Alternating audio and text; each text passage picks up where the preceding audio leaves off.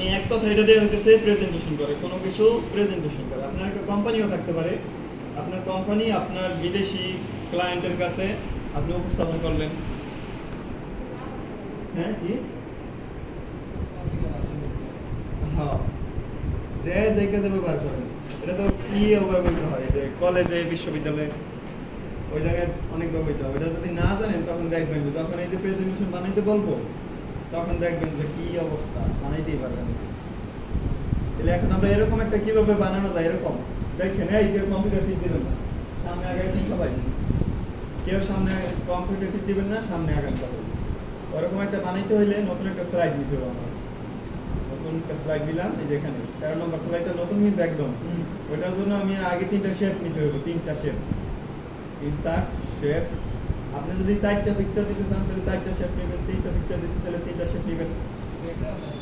এই ব্যাকগ্রাউন্ড এটা আমি একটা ডিফল্ট দিয়েছি, এটার ভিতরে ছিল, এটা সবার কম্পিউটারে আছে। শেপ ধরে নেবেন, নাহলে চ্যাপ্টা হয়ে যাবে। শেপ না ধরে দেখছেন চ্যাপ্টা হয়ে যায়, শেপ ধরলে সুন্দর থাকবে জিনিসটা। শেপ ধরে একটা শেপ আঁকবেন, তারপর শেপের আউটলাইন যদি দিতে চান দিবেন, ফিল কালার এখন শেপের আউটলাইন যদি দিতে চান, মানে সবগুলো আগে চেঞ্জ করলে কি আপনার একটা কপি করলে বারবার হয়ে যাবে, তাই না? এই জন্য একটা শেপের নিয়ে কপি করবেন বারবার। আমি এটারে দিলাম এই, আর একটা দিলাম এই,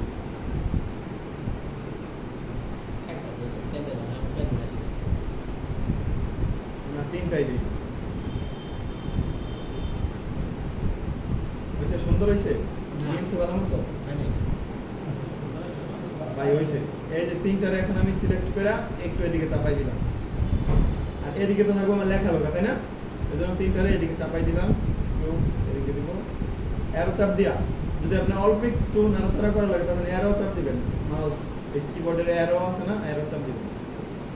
এখানে 3টার ভিতরে কি থাকবো, পিকচার থাকবো। 3টার ভিতরে 3 ধরনের পিকচার থাকবো। এটা দেখেন আউটলাইন দেখা যায় না, এটার আপনি আউটলাইন প্রয়োজনে চেঞ্জ করতে পারেন, কোনো সমস্যা নেই। আউটলাইন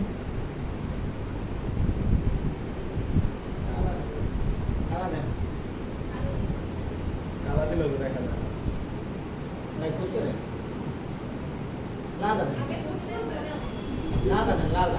এই যে আউটলাইন দিছি, 3 কালার দিলাম। হ্যাঁ, এখন হইতেছে 3টা, এই যে এটার মতো হইতে হবে আমার। 3টা মানে 3 পাশ থেকে এখানে আসবে, দেখেন কিভাবে আসে এটা। এই দেখেন 3টা একসাথে আসতেছে না, তার মানে আমার আগে সেট করতে হবে যে কোন জায়গায় থাকবো আমার শেপগুলা, এটা আগে সেট করতে হবে। এই জন্য এখন পিকচার এখানে বসাবো না, এখন 3টা কোনটা কোন দিক থেকে আসবে সেটা সেদিকে নিতে হবে, কপি করে এখানে এগুলো রাখতে হবে। এই যে কপি করতেছি, কপি করে কেন নিতেছি এটা পরে বুঝবেন। এই যে একটা নিলাম, আর এটা নেই নিচে, নিচে, আর এটারে টানতাম কন্ট্রোল দিলা। হ্যাঁ কন্ট্রোল কপি করতেছি, এক কথায় বুঝতে পারতেছেন, কপি করতেছি এটা। দিতাছেন কেমনে এটা মাউস না কন্ট্রোল চাপ দিয়ে, কন্ট্রোল দিয়ে মাউস দিয়ে নিয়ে যেতেছি, এটাই তো বুঝি। ওইটাই তো আপনি বুঝতেছেন।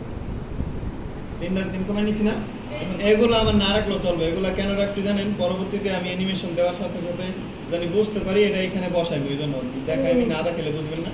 এখন আমি 3টার ভিতরে 3টা পিকচার সেট করবো। এটার উপরে পিকচার সেট করতে হলে কি করতে হবে, এটার উপরে রাইট বাটন ক্লিক করতে হবে, ফিলে ক্লিক করতে হবে, তারপরে যে পিকচার, এখানে তো পিকচার আমরা কালার দিতে পারি, কিন্তু পিকচারে এই যে ফিলে কালার দিতে পারি, আমরা চাইলে ফিলের ভিতরে পিকচারও দিতে পারি। এই জন্য রাইট বাটন ফিল, এখন এখান থেকে কালার তো পরিবর্তন করতে পারবো, আমি চাই পিকচারের মাধ্যমে ফিলটা চেঞ্জ করতে, তাহলে পিকচারে ক্লিক করতে হবে।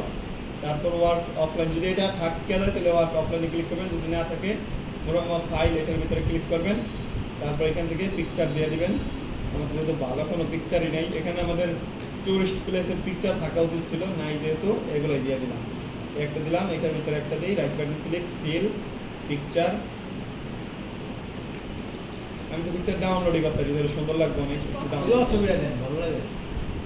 এটা ডাউনলোড করি তো।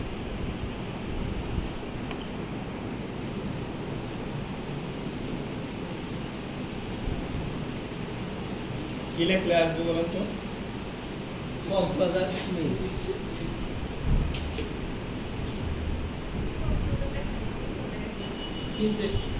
পিন্টারেস্ট থেকে ছবি ডাউনলোড করলে এইচডি ছবি ডাউনলোড করা যায়, এই জন্য আমি পিন্টারেস্ট, বাংলাদেশ বিএনজি, আমি তো